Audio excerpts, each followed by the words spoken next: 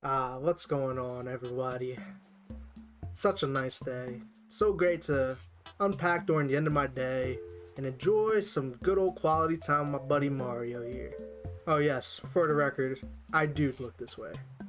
Don't believe me? You could go ahead and follow me on twitch.tv/its_Maddie, but we're there almost daily. But we're not here to talk about that today. Today, I'm going to allow you guys to delve into the realm of Rom Hacks. What's a Rom Hack, you ask? Well, you've come to the right place. Come take a journey with me and Mario over here, and we'll be sure to tell you all about the world of Rom Hacks.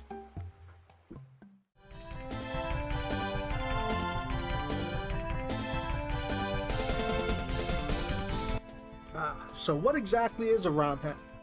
Well, I'm here to help break that down for all of you. See, a ROM hack is essentially a fan-made version of an original existing title, such as in this case Super Mario 64. There exists some for Banjo-Kazooie, for Super Mario World, but today we're going to be focusing on Super Mario 64. Now, ROM hacks are essentially any type of modded version of the original game, whether this would be completely new imagined stages and creations, or simply just reorganized different objects. Perhaps there's stars in new locations, perhaps we have a lot of fire to make certain boss fights more difficult.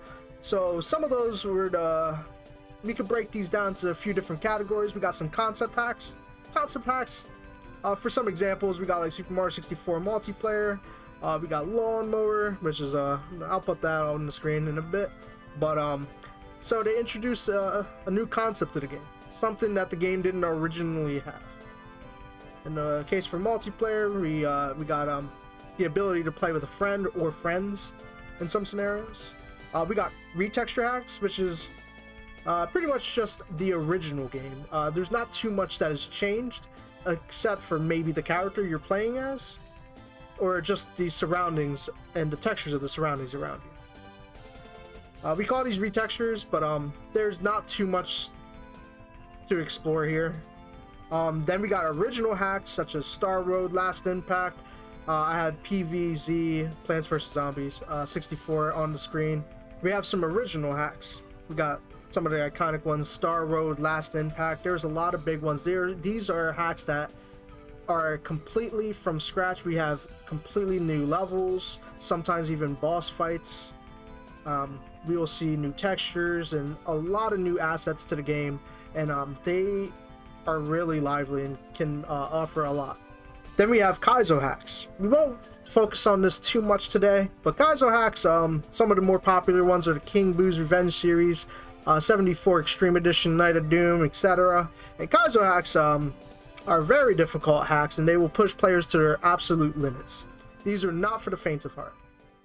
So some of you might be thinking, what's the appeal? Why should I try these? Why does it matter to me? Well, you see, there's actually a few various different reasons.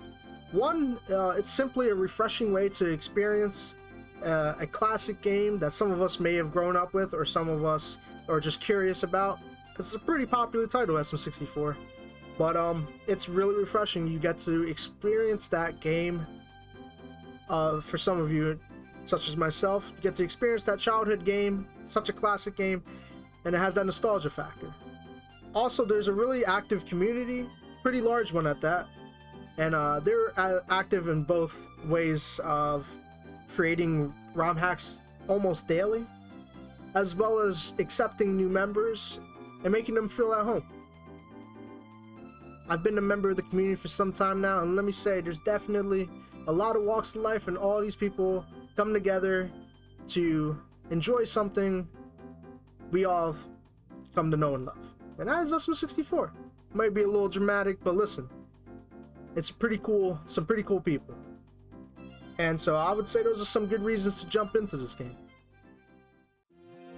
So we have a little site known as romhacking.com, some would abbreviate it as RHDC.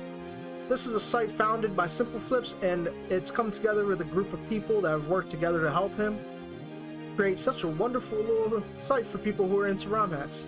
If you're new to ROM hacks, this would be a good little source to find yourself some patches if you already have a pre-existing ROM, and you can patch these files yourselves and get some action going.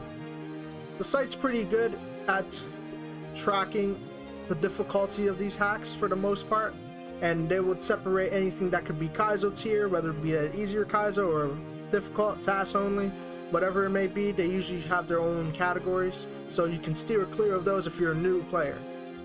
Also, there's a fun little leaderboard portion of the site which allows you to track your progress, and you get essentially points for doing so.